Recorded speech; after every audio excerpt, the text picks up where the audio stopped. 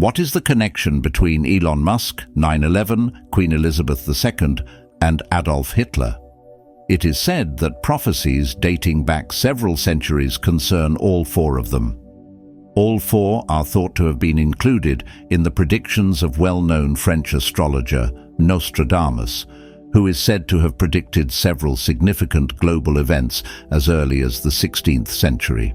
Even though critics claim that Nostradamus's prophecies are too general to apply to nearly any occurrence, copies of his book Les Prophecies, which was initially published in 1555, are still in high demand. Some of his predictions have been uncannily correct. Nostradamus may have predicted the ascent and descent of international leaders, kings' reigns, and even Napoleon Bonaparte's conquests. Then there are his predictions of catastrophic events that would have been unimaginable in the 1500s, such as the invention of the atomic bomb and the September 11th terrorist assaults on the World Trade Center. All of these are the prophecies of Nostradamus that we can locate that have come true, and some of them may even come true before the end of 2024. You'd better keep an eye on things, should anything very unpleasant catch you off guard. The demise of French King Henry II is the first of Nostradamus' prophecies that was realized just 4 years after he authored Les Prophéties. It turned out that in the summer of 1559, the then King of France would square off against a nobleman named Gabriel, Comte de Montgomery, who was 6 years younger than him. Nostradamus had written, "The young lion will overcome the older one on the field of combat in a single battle. He will pierce his eyes through a golden cage. 2 wounds made 1, then he dies a cruel death." During the last pass of their amicable jousting encounter, Gabriel's lance slanted upward and hit Henry II, breaking into 2 pieces. One of the split lances went through the king's helmet visor and pierced his eye, while the other half stuck in Henry's temple and drove into his skull. After 10 days of excruciating pain from his wounds, infection took hold of him, and he passed away slowly and cruelly in bed. Some legends state that the 2 jousters' shields included lion insignia, and that Gabriel, the younger lion, defeated Henry, the older lion, by piercing his eyes through a golden cage. Seems obvious, doesn't it? That was, after all, hardly the last time Nostradamus would be accurate in predicting calamity. 111 years before the Great Fire of London finally happened in 1666, he had written, "The blood of the just will commit a fault at London, burnt through lightning of 23's the 6. The ancient lady will topple from her high place. Many of the same sect will be killed." A little fire that started in a bakery on Pudding Lane in London quickly grew into a 3-day-long conflagration that destroyed most of the city. But what about the passage that speaks of the blood of the just? At the time, peasant deaths were not officially documented, yet millions of rodents that carried fleas and propagated the Black Death were destroyed by the Great Fire. To put it mildly, the virus was a fault in the blood, and the fire essentially stopped its progress. Who then was this old lady? Even by Nostradamus's normal standards, that one is a mystery, although it may be alluding to the very old city of London itself, which was founded by the Romans in 47 AD under the name Londinium following their conquest. Our favorite French soothsayer may have predicted one of the most famous revolutions in history, even if it won't be seen on television. Nostradamus predicted in one of his quatrain poems that songs, chants, and demands will come from the enslaved, held captive by the nobility in their prisons, suggesting that he could hear the people singing the Song of Furious Men a few centuries before. Brainless morons will subsequently interpret things as coming from God. People who are oppressed by the nobles and calling for change. It bears similarities to the French Revolution. The cruel aristocratic rule and the wealth gap between the ruling elite and the general populace had become intolerable to the French people by 1789.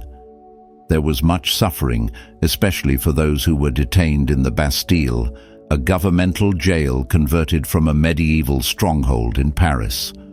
Or, to use the words of beloved old Nostradamus, those sent there were, yes, exactly, held captive by the nobility in their prisons. Consequently, in July 1789, the populace rose out in rebellion against the French monarchy, and armed Parisians stormed the Bastille, bringing down a symbol of the monarchy's abuse and tyranny of the people. Who, therefore, were the brainless idiots that Nostradamus predicted? The French people would abduct members of French monarchy, such as King Louis XVI and Marie Antoinette, in order to get their demands satisfied. When these persons were killed with guillotine, they were left literally brainless. Nor was the French Revolution the only significant event in French history that Nostradamus claimed to have predicted.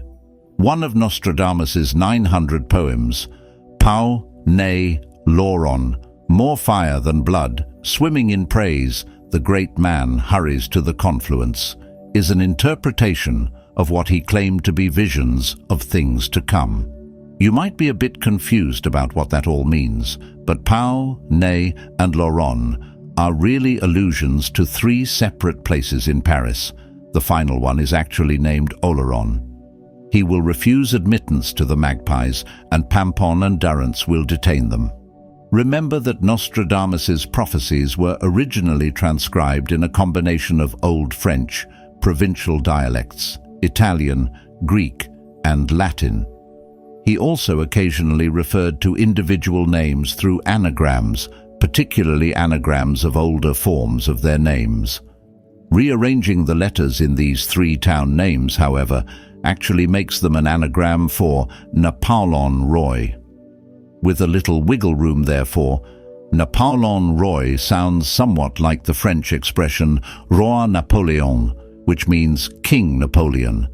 Yes, that's Napoleon, as in Napoleon Bonaparte, the guy who took over France during the Revolution and led his army throughout Europe with the intention of founding an empire. More fire than blood may alludes to Napoleon's non-noble ancestry and his coup-style ascent to power. Furthermore, Napoleon's refusing entry to magpies probably has nothing to do with bird migratory routes, because among his numerous triumphs, he also put Pius VI and VII in jail. It's very amazing to be able to predict one country's future, but forecasting happenings in distant locations thousands of kilometers away, that is quite the party trick right now. Furthermore, Nostradamus's predictions weren't simply about France. He composed the following quatrain: Philip's fortunes will prosper for 7 years. He will weaken the Arab army. Then halfway through, things will turn perplexingly against him. A young onion would wreck his riches. The prophecy turned out to be a precise reference to Philip II, the Catholic King of Spain, whose reign had started just a year after the publications of Nostradamus' prophecies. As the French prophet said, King Philip's fortunes, as in his actual riches, undoubtedly prospered, since he did become a fairly wealthy man in the early years of his reign. Philip II even carried out the expulsion of Muslims from Spain, which appeared to be in accordance with the prophecy. Spain also defeated the Ottoman Empire's fleet in the Battle of Lepanto, which reduced the Arab army. But as predicted, when Mary Queen of Scots was put to death in 1587, the tide turned against Philip. Philip's friendship with England came to an end with her death, as she was also a Catholic. He tried to send his Spanish armada into the nation, but the English were able to repel and stop the attack. And the young onion to which Nostradamus alluded, the one who would ruin the prosperity of King Philip II. That had less to do with a particularly pricey vegetable and more to do with the 36-year-old Protestant King Henri IV of France, who was embroiled in a religious conflict with Philip. Regarding further significant French personalities, one of the most influential in the annals of science is Louis Pasteur. Because of his discoveries of processes like pasteurization, which eliminates bacteria from foods like milk to make them safe for human consumption, and fermentation, which is brought on by the growth of microorganisms. He is widely referred to as the father of microbiology. These discoveries disproved the theory that bacteria just appeared on their own. Pasteur's groundbreaking scientific discoveries altered the course of human history and made vaccinations possible, particularly those for rabies and anthrax. So why are we talking about the man who made these crucial basic discoveries about bacteria instead of the well-known astrologer and seer? This is due to the possibility that Nostradamus, who said, "The lost thing is discovered, hidden for many centuries," also foresaw Pasteur's significant discoveries. Pasteur is going to be revered practically as a deity. Nostradamus's prophecy goes even farther, though. This is when the moon completes her great cycle, but by other rumors, he shall be dishonored. It is commonly assumed that the lost thing being discovered alludes to the microscopic organisms and processes that Pasteur studied because they are so small that they remain invisible to the unaided eye or hidden for many centuries. In his 1995 book, The Private Scientific of Louis Pasteur, scientific historian Gerald L. Gaisson disclosed that Pasteur had dishonored a competitor by including his discoveries into his anthrax vaccination in order to ensure its effectiveness. Another victory for Nostradamus.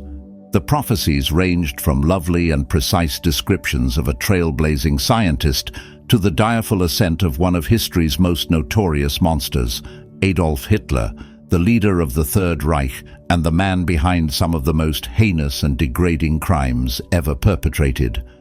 Since his life and crimes have been extensively covered, particularly on this channel, there's a good chance you already know exactly who Hitler was. However, Nostradamus prophesied several centuries before Hitler even existed, writing, "From the depths of the west of Europe, a young child will be born of poor people, he who by his tongue will seduce a great troop. His fame will increase towards the realm of the East." Sounds like a well-known fascist, doesn't it? Hitler was not only confirmed to have been born into a low-income family in Western Europe in 1889, as predicted, but he was also able to manipulate people's preconceived notions in order to gain more power through speech, a tactic commonly used by fascists. Simply something to be cautious about. Then, considering how Hitler allied Nazi Germany with the other Axis nations that fought the Allies in World War II, it is certain that Hitler's relationship with Japan allowed his notoriety to increase towards the realm of the East. But Nostradamus made other prophecies about Hitler and the Second World War as well. He also said in another that most of the battlefield will be against Hitler, and beasts driven mad by hunger will cross the rivers. The Great One will be drawn into an iron cage when the German child sees nothing. Although some believe that the word Hyster is an old or incorrect translation of Hitler, it is really the Latin name for the Danube River. This river, which flows from Germany's Black Forest to the Black Sea, is the second longest in Europe. The Danube passes through or borders Austria, Slovakia, Hungary, Croatia, Serbia, Romania, Bulgaria, Moldova, and Ukraine, in addition to many areas of Germany. And what's the connection between all these locations? During World War II, the Nazis occupied the most of them. What else makes the Danube River noteworthy? Do you want to know? Adolf Hitler was born a short distance away, in the area that was formerly known as the Danube Monarchy, but was also known as Austria-Hungary. Ever the prophet to watch closely over the future of his native land, Nostradamus also foresaw what would happen to France in World War II. A man named de Gaulle is a three-time leader. Italy and the waters of Venice will tremble. He will be renowned above all monarchs. Hercules becomes king of Rome and of Anmark. Wait a minute, de Gaulle, as in Charles de Gaulle. That allusion is pretty much as straightforward as Nostradamus got in his quatrains, though. It turns out that Charles de Gaulle was a three-time leader, having led the Free French Forces, France's government in exile in London during World War II. That's the first. De Gaulle led the nation's interim post-war administration as Prime Minister after the war. That makes two. He served as the inaugural president of the French Fifth Republic in 1959, earning Mr. Charles de Gaulle a hat-trick and adding another point to the scoreboard of prophecies for the current clairvoyant champion, Nostradamus. In reference to untimely demises that have left a lasting mark on American history, Nostradamus prophesied that the sky will burn at 45 degrees. The magnificent new metropolis is under fire. If you can predict where this one is headed, stop us. By fire he will destroy their city, a cold and cruel heart, blood will pour, mercy to none. A new city of greatness. It sounds a lot like New York, which is why it was given two names. Could Nostradamus have foreseen 9/11 with its flaming sky, fire ravaging the city, and a cold, heartless heart causing blood to spill? When two aircraft hit the World Trade Center on September 11, 2001, it was one of the bloodiest terror attacks in history. That dreadful day claimed thousands of lives, altered the course of American history, and left 2,153 dead, with an additional 224 slain during an attack on the Pentagon in Washington, D.C. Linking Nostradamus' allusion to the great new city to New York metropolis doesn't seem like a big stretch. Ask any proud New Yorker, and they'll tell you how wonderful it is. The phrases mercy to none and cold and cruel heart seem to correspond with the terrorist organization Al-Qaeda, which carried out the attack. What about the flaming sky? You probably have at least one of the well-known pictures of the Twin Towers in flames in your collection. However, 45 degrees is rather fascinating. Some people think that references to 45 degrees latitude rather than the towers themselves or the angle at which the smoke is present. There's only one small issue. The location is really in Maine, less than 500 miles distant from New York in the United States. Therefore, the likelihood that the original translation or interpretation of this quatrain was incorrect is roughly as great as the likelihood that Nostradamus foresaw the 9/11 events.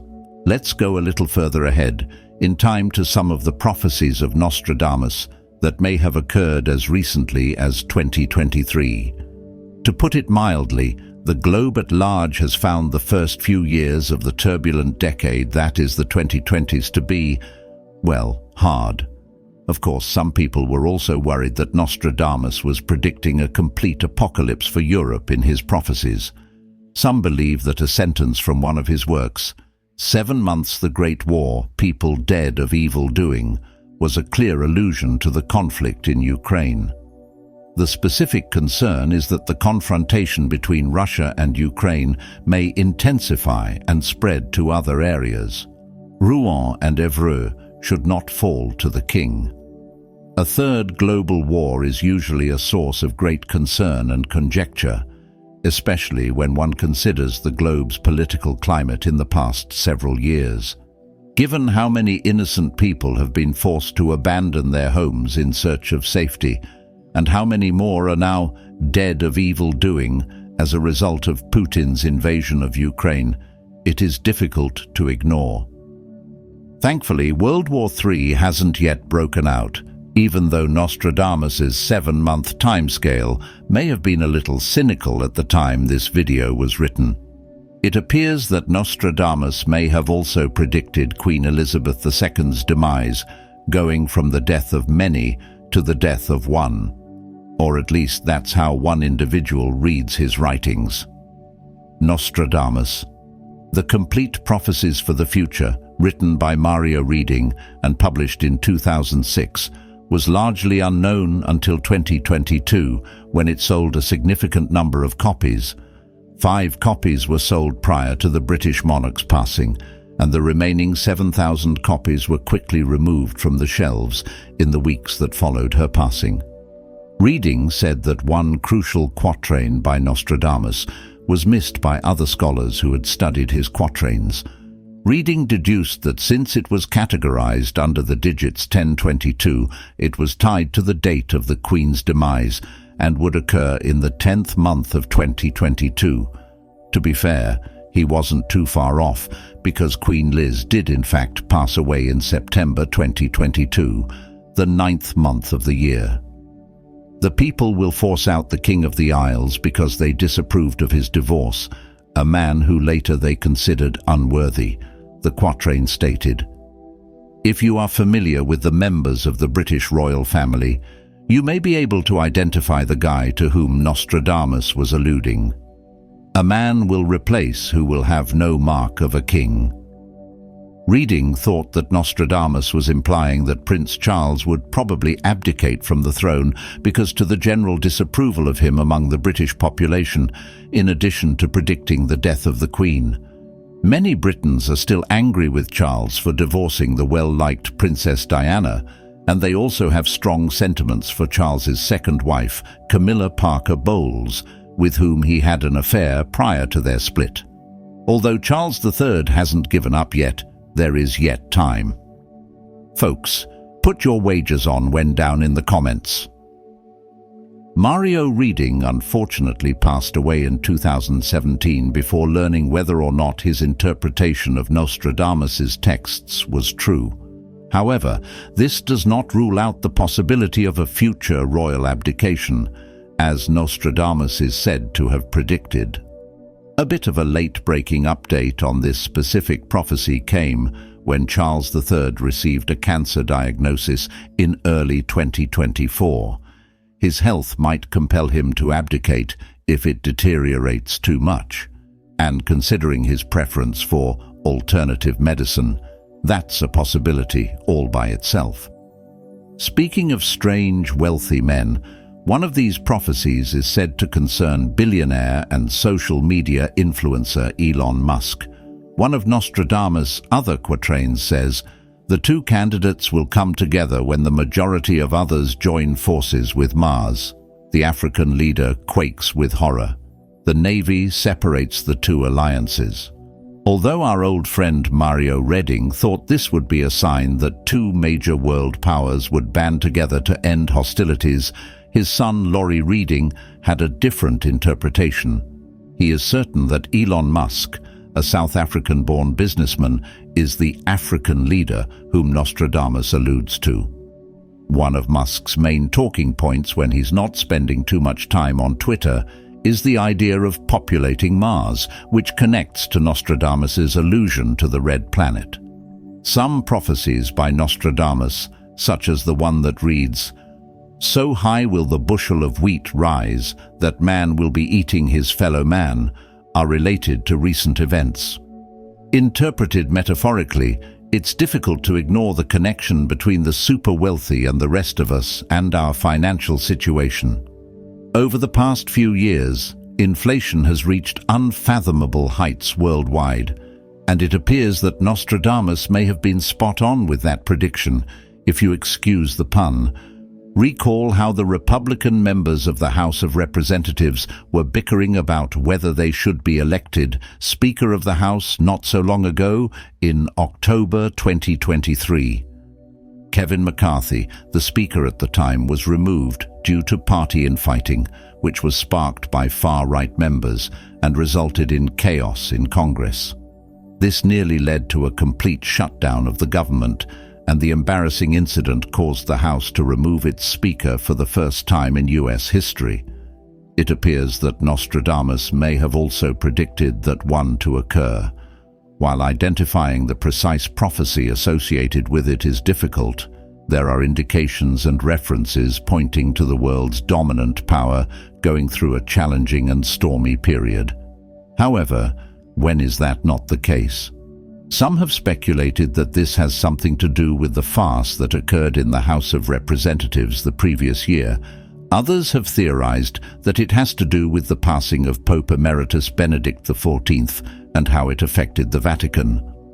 One of the problems with many of Nostradamus's writings is that there are a number of them that are somewhat vague and susceptible to different interpretations. However, over the course of history, a good deal of Nostradamus' predictions have proven startlingly correct. Perhaps even more horrifying are some of the predictions that haven't yet come true. What does the 15th century Frenchman predict for the future? One of his articles, "For 40 years the rainbow will not be seen," may have anything to do with the current climate issue. It will be viewed daily for 40 years. While we're confident that individuals have witnessed rainbows in the previous 40 years, it's difficult to deny the significant shifts in weather patterns occurring globally as a result of climate change. The dry ground will get more parched, and there will be tremendous floods when it is seen. With the average worldwide temperature predicted to rise by more than 34 degrees Fahrenheit by the end of 2024, storms, wildfires, and rising temperatures are becoming much more regular. This year's January was among the warmest on record, and some eminent climate experts have cautioned that, should more action not be taken now, the implications for the globe as a whole might be disastrous in the future. Nostradamus foresaw several possible upheavals for 2024, in addition to that one.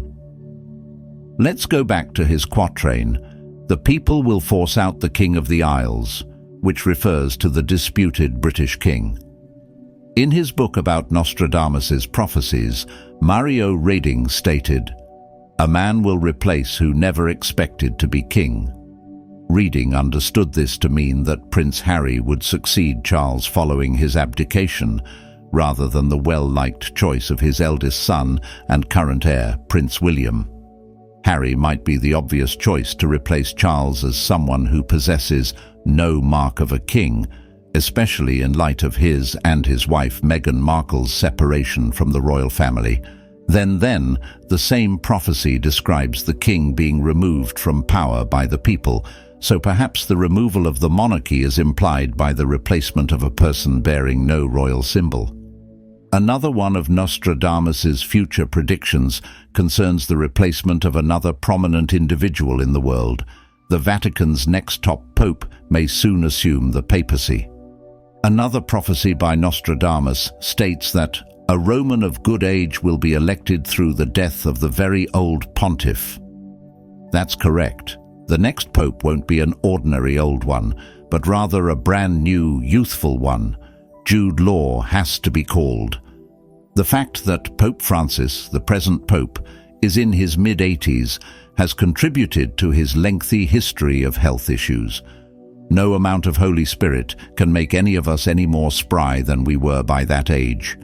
Therefore, accepting Nostradamus at his word, it makes sense that this very old pontiff would be succeeded as pope by a younger, more energetic Roman of good age.